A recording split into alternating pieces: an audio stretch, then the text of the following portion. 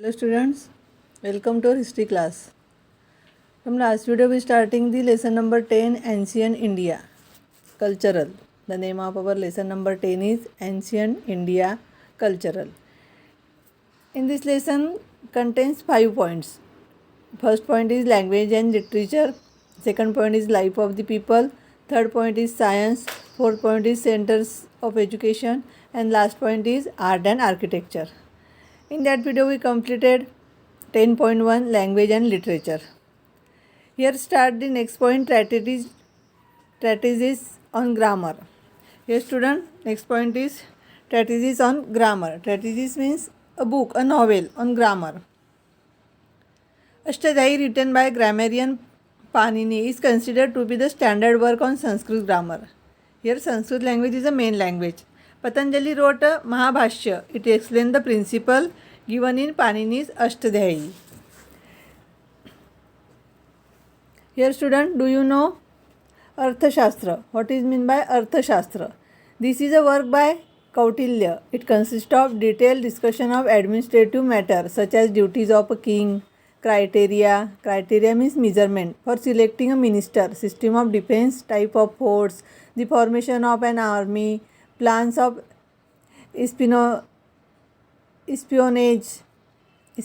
means detective, espionage, organization of a treasury and other offices, judicial system, investigation of theft, types of punishment, etc. Here student, in the Arthashastra, this is a work by Kautilya, consists of these points.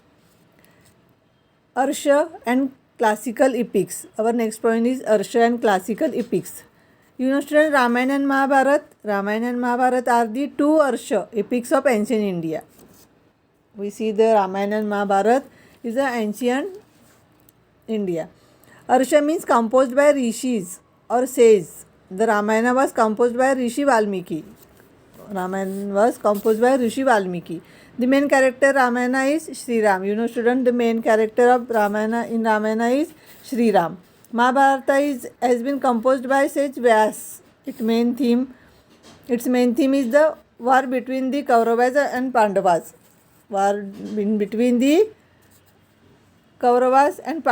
It also tells us about the Lord Krishna's life. In Mahabharata, you know student, the Lord Krishna is the main character. The Mahabharata provides a comprehensive picture of the various human sentiment and emotion and their consequence. Sometimes there is a such period in the history of language, literature and art that its glory means growth, remains undiminished even later on. The art and literature etc. produced in such a period is said to be classical. Raghuvansh and Kumar Sambhav. By Kalidasa, Kirat Arjuniya and by Bhavari and Shishu Palwat. By Maga are well-known composition of the ancient period written in classical Sanskrit. Then theatre. India has an ancient tradition of telling a story through songs, music, dance. These arts have been discussed in great detail in Natya Shastra by Bharat Muni. A student, a vast body of literature was produced in Sanskrit and regional language. When these arts are presented with the supporting dialogues, they are known as theatre. Among the ancient Sanskrit plays Swapna Vasavadutta by Bhasa, Abhijan Shakuntal by Kalidasa, etc. are famous. Then narrative literature. What is narrative literature? In the ancient times, storytelling was used to educate people through the entertainment. In ancient period, some education is different from now. Storytelling was used to educate people through entertainment.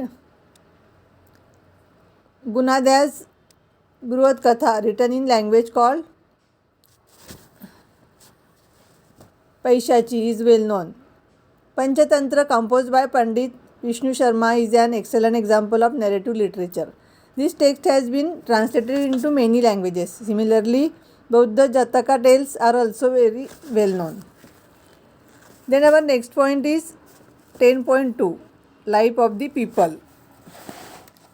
How type the life of people in ancient India? There was the prosperity due to internal and external trade undertaken by terrestrial and sea routes. Society was divided into numerous castes.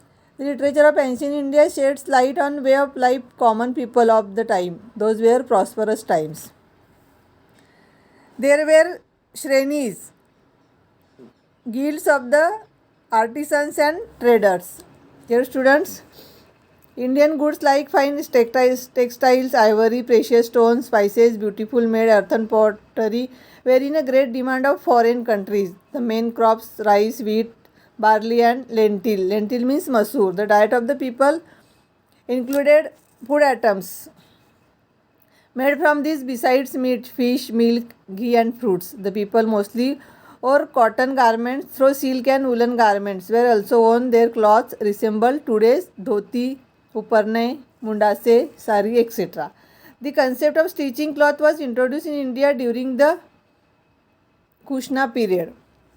The art of stitching cloths was learned during the Kushna period. The next point is science. Works on medicine were also written during this period. Medicine. Indian medical science is known as Ayurveda. Ayurveda is an ancient therapy. It has a very old tradition. It seeks to understand the symptoms of an illness. Its diagnosis and treatment also much thought has been given the prevention of illness. You know, student, Jivaka. Jivaka was a well-known Vaidya and the court of King Bimbisara. The Chakra Samhita contains detailed information about clinical diagnosis and pharmacy. It was written by Charak. The famous surgeon Sushruta has discussed the diagnosis of different ailments and their remedies in this treatise of Sushruta Samhita. The importance of this text is that discuss the different causes leading the injuries, fracture, their types and the various types of surgeries required for them. The text was translated into Arabic language and also called the Kitab-i-Susud. Vejbhatta also wrote many books on medical science. The Ashtang Sangrah and Ashtang Hriday Samhita are the most important of them. Bauddha Bhikkhu Siddhi Nagarjuna in this book Rasartakara describe various chemicals and metals. The next point is mathematics and astronomy.